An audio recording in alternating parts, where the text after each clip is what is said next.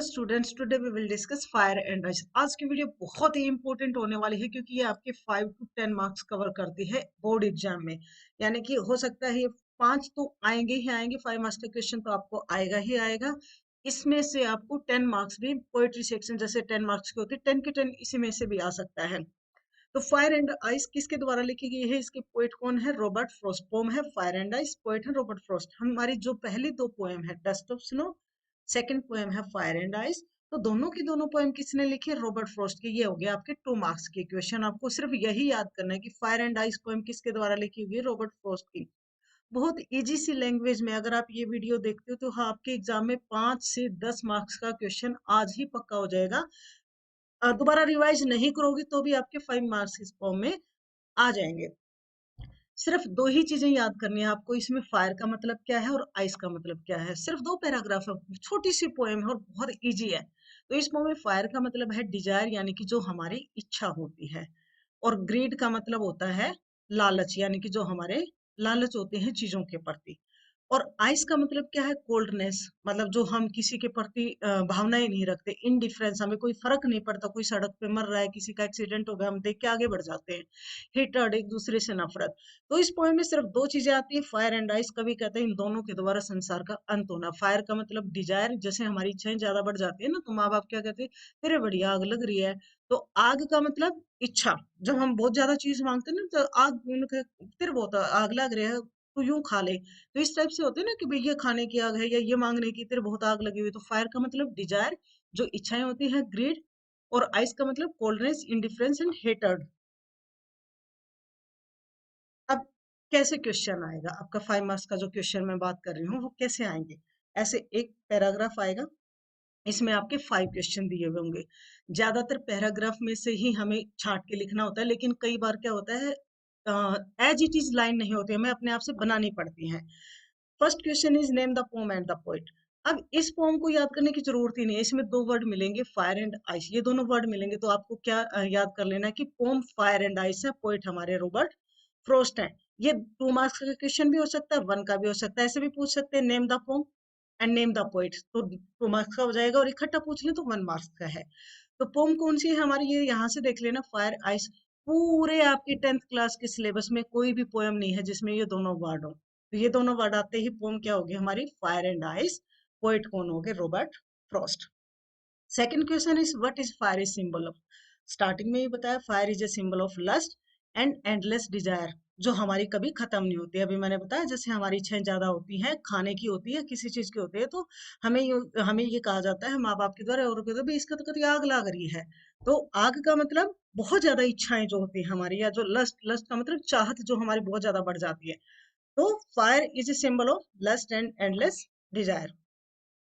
Paragraph same रहेगा। Question, third question क्या है? What is ice a symbol of. Ice किसका सिंबल है? Ice is a symbol of hatred या insensitivity भी कह सकते हैं हम, लेकिन यहाँ पे हम किसका लिखते हैं? Ice is a symbol of heater. देखो एक ही वर्ड याद करना है, आइस का मतलब हीटर। सिर्फ हीटर लिखाओगे तो भी आपका 1 मार्क्स है। नेक्स्ट क्वेश्चन, पैराग्राफ वही रहेगा क्योंकि मैंने बताया 5 क्वेश्चन आएंगे, तो पैराग्राफ यही है। Next question is why does the poet hold with those who favour fire. भाई कवि कहता है भाई मैं उन लोगों के साथ जाऊंगी, है ना, I hold with those who favour fire, मतलब आग जो है उनके साथ मैं जाऊंगा।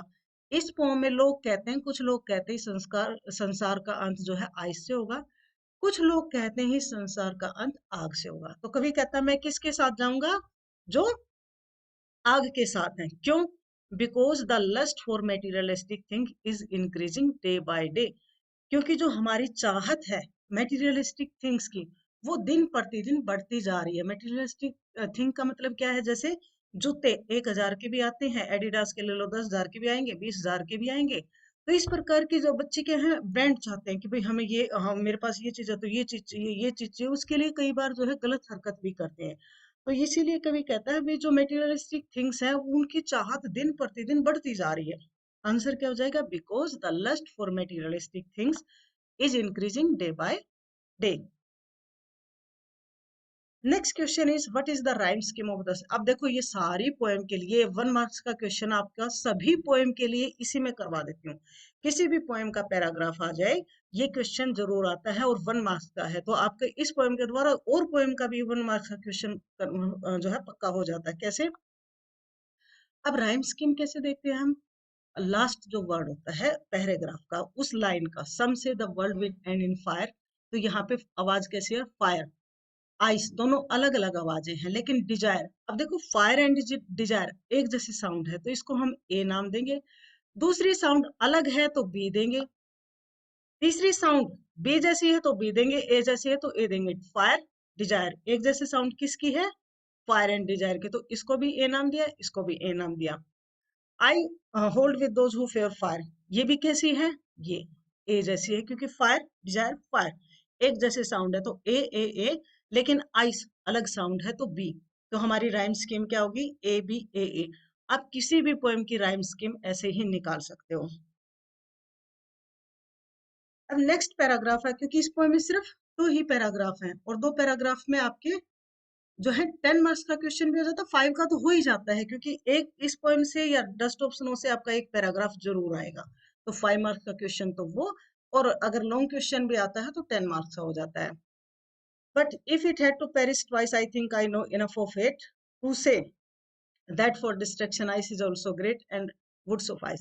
What does it stand for? यहाँ पे it किसके लिए आया हुआ है? But if had to perish twice, अगर इसका अंत 2 बार होना, किसका अंत बताया पोएम में? संसार का। स्टार्टिंग में बताया था संसार का अंत 2 तरीके से होना है, एक फायर से, एक आइस से। तो 2 तरीके से अगर ये इसको खत्म होना, तो किसको खत्म होना है? इट का मतलब क्या हो गया? संसार। तो it stands for world. Name the poem, poet Robert Frost. Name the poem. अब जब इसमें आइस आया हुआ है तो आप समझ जाना ये किसके है? Fire and ice. Next question is, paragraph same रहेगा क्योंकि एक पैराग्राफ में 5 क्वेश्चंस आते हैं। What is ice symbol of? Ice किसका सिंबल है? Hatred. What does the poet know enough? कवि क्या जानता है? देखो जैसे इसमें है I think I know enough of hate, तो किसके बारे में जानता है कवि? हेट के बारे में। The poet knows that there is enough hatred in this world. Next question is what is the rhyme scheme? अब देखो जिस बच्चे को पहले समझ नहीं आई दोबारा से समझा देती हूँ। राइम स्कीम क्या होता है? लास्ट वाली साउंड ट्वाइस, हेट, तो पहली साउंड को हम ए नाम दे देते हैं। दूसरी साउंड क्या होगी? हेट, इसको हमने बी दे दिया क्योंकि ये अलग अलग साउंड है। ट्वाइस, आइस, अब ये आइस और ट्वाइस लास्ट साउंड कैसी हैं? एक जैसे हैं, तो हमने इसको भी ए दिया, इसको भी ए दिया। ग्रेट, हेट, ग्रेट एक जैसे साउंड है तो हमने इसको बी दिया। एंड सुफाइस, सुफाइस, सुफाइस कैसे साउंड है? ट्वाइस, आइस, सुफाइस, तो ए आ गया। तो हमारी राइम स्कीम क्या हो जाएगी? ए बी ए बी ए, तो A B A B A.